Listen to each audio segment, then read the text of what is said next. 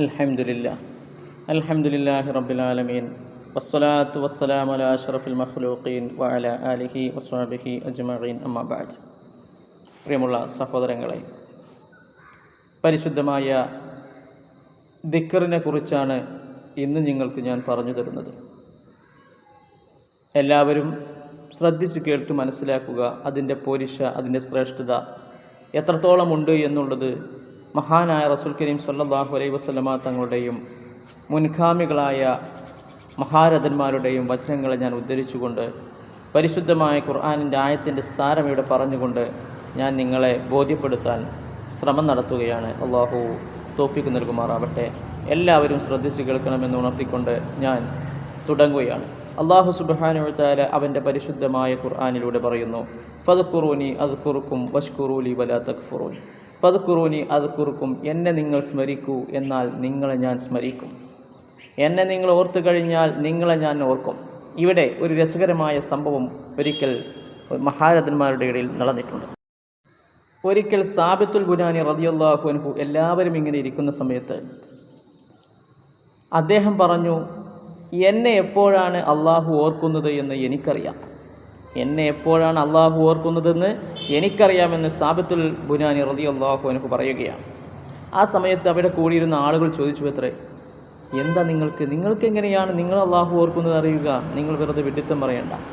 അപ്പോൾ അദ്ദേഹം പറഞ്ഞ ആയത്ത്, ഫദ്കുറൂനി അദ്കുറുക്കും വഷ്കുറൂലി വലാ തക്ഫുറൂൻ, എന്നെ നിങ്ങൾ ഓർക്കൂ, അപ്പോൾ നിങ്ങളെ ഞാൻ ഓർക്കും എന്നതാണ്. ഫദ്കുറുല്ലാഹ കസീറ, അള്ളാഹുവിനെ ധാരാളം നമ്മൾ സ്മരിക്കണം. എപ്പോഴും അള്ളാഹുവിനെ നമ്മൾ ഓർക്കണം. ഈ സ്മരണ എപ്പോഴെല്ലാം വേണം?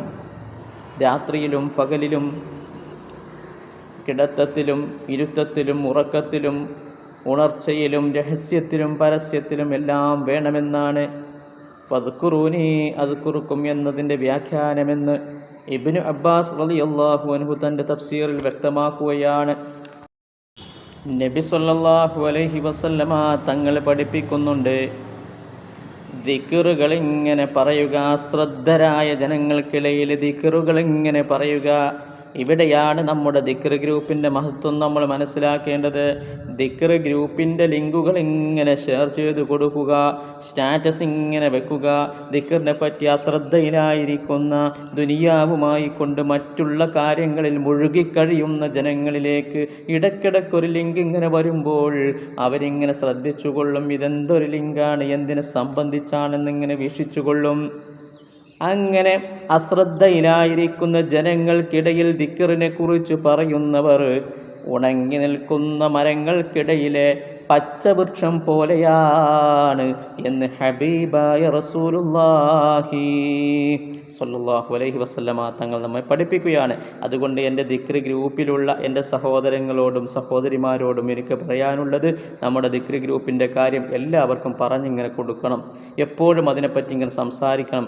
അപ്പോൾ ഫദ്കുറൂനി അദ്കുറുക്കും വഷ്കുറൂലി വലാ തക്ഫുറൂൻ, എന്നെ നിങ്ങൾ ഓർക്കൂ, എന്നാൽ നിങ്ങളെ ഞാൻ ഓർക്കുമെന്നിടത്തേക്കെത്തും. മറ്റൊരിടത്തിൽ നബി സല്ലല്ലാഹു അലൈഹി വസല്ലമ തങ്ങൾ പറയുന്നുണ്ട്, അള്ളാഹുവിനെക്കുറിച്ച് അശ്രദ്ധവാന്മാരുടെ ഇടയിൽ അള്ളാഹുവിനെക്കുറിച്ച് ഇങ്ങനെ പറയുക. അള്ളാഹുവിനെക്കുറിച്ച് അശ്രദ്ധയിലായി ദുനിയാവുമായി കെട്ടിമറിഞ്ഞ് ജീവിക്കുന്ന മനുഷ്യർക്കിടയിൽ അള്ളാഹുവിനെക്കുറിച്ച് ഇങ്ങനെ പറഞ്ഞു കൊടുക്കല് തോറ്റോടിക്കൊണ്ടിരിക്കുന്നവർക്കിടയിൽ യുദ്ധം ചെയ്യുന്ന യോദ്ധാവിനെ പോലെയാണ്. തോറ്റോടിക്കൊണ്ടിരിക്കുന്നവർക്കിടയിൽ യുദ്ധം ചെയ്യുന്നവൻ എന്ന് പറഞ്ഞാൽ യുദ്ധത്തിൽ തോറ്റുപോയവൻ, പിന്നെ അവൻ വിജയിക്കുകയില്ല. അങ്ങനത്തെ ആളുകൾക്കിടയിൽ യുദ്ധം ചെയ്തുകൊണ്ട് അവരെ കൂടി വിജയത്തിലേക്ക് കൊണ്ടുവരുന്നവരെ പോലെയാണെന്ന് ഹബീബായ റസൂലുള്ളാഹിയുടെ സാരാംശമുള്ള വചനങ്ങൾ നമുക്ക് കാണാൻ കഴിയും. ഇനി നമ്മുടെ പരിശുദ്ധമായ ദിക്റാകുന്ന, അഫ്ളലു ദിക്റാകുന്ന ലാ ഇലാഹ ഇല്ലല്ലാഹ് എന്ന് പറയുന്നവരുടെ ശ്രേഷ്ഠത നമുക്ക് മനസ്സിലാക്കാം.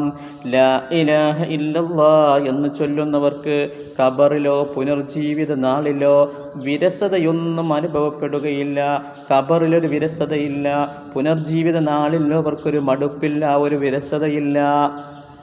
അവർക്ക് എപ്പോഴും നല്ല റാഹത്തായിരിക്കും. പുനർജന്മ നാളിലെ അട്ടഹാസം കേൾക്കുമ്പോൾ അവർ പറയുമത്രേ, അൽഹംദുലില്ലാഹില്ലദീ അദ്ഹബ അന്നൽ ഹസന ഇന്ന റബ്ബനാ ലഗഫൂറുൻ ശകൂർ. അൽഹംദുലില്ലാഹ്, സർവസ്തുതിയും അല്ലാഹുവിനേക്കാണ്. അല്ലദീ, എങ്ങനത്തെ അല്ലാഹുവാണ്, അദ്ഹബ അന്നൽ ഹസന, ഞങ്ങളിൽ നിന്ന് വിഷമങ്ങളെ മുഷിപ്പിനെ നീക്കിക്കളഞ്ഞ അല്ലാഹുവിനേക്കാണ് സർവസ്തുതിയും.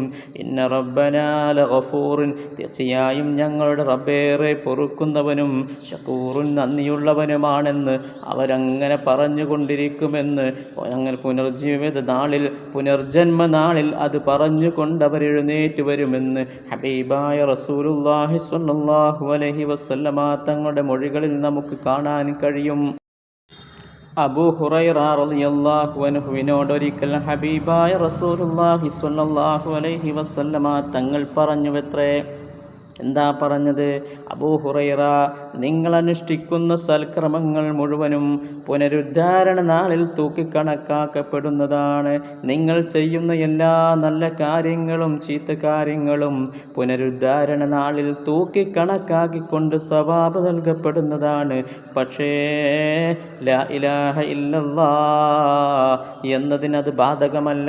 ഈ തൂക്കലൊന്നും അതിന് ബാധകമല്ല. കാരണം ആത്മാർത്ഥതയോടുകൂടെ നിഷ്കളങ്കമായ മനസ്സോടുകൂടെ അള്ളാഹുവിൽ നിന്ന് പ്രതിഫലം കിട്ടണമെന്ന മോഹത്തോടുകൂടെ മറ്റുള്ളവർ കാണാനോ മറ്റുള്ളവർ അറിയാനോ എന്നുള്ള യാതൊരുവിധ ചിന്തയുമില്ലാതെ ലാ ഇലാഹ ഇല്ലല്ലാഹ് എന്ന് ചൊല്ലിയ ഒരാളുടെ തുലാസിൽ അതും 7 ആകാശഭൂമികളും വെക്കുകയാണെങ്കിൽ ലാ ഇലാഹ ഇല്ലല്ലാഹ് എന്നതിനായിരിക്കും ഏറ്റവും ഭാരം തൂങ്ങുക എന്ന് ഹബീബായ റസൂലുള്ളാഹി സ്വല്ലല്ലാഹു അലൈഹി വസല്ലമ തങ്ങൾ അബീ ഹുറൈറ റളിയല്ലാഹു അൻഹു പഠിപ്പിച്ചു കൊടുക്കുകയാണ്. ലാ ഇലാഹ ഇല്ലല്ലാഹ് എന്ന് ചൊല്ലുന്നവൻ ഭൂമിയോളം പാപം ചെയ്താലും അള്ളാഹു അവന് പുറത്തു കൊടുക്കുന്നതാണ്.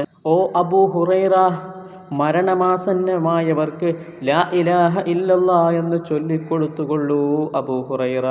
അവരുടെ പാപങ്ങൾ മുഴുവനും അത് കാരണമായിക്കൊണ്ട് തകർന്നടിഞ്ഞു പോകുന്നതാണെന്ന് ഹബീബായ റസൂലുള്ളാഹി സ്വല്ലല്ലാഹു അലൈഹി വസല്ലമ തങ്ങൾ പറഞ്ഞപ്പോൾ അബൂ ഹുറൈറ റളിയല്ലാഹു അൻഹു ചോദിച്ചുവത്രേ, അപ്പോൾ ജീവിച്ചിരിക്കുന്നവർക്ക് എത്രത്തോളം ഉണ്ടാവും അതിൻ്റെ പ്രതിഫലം?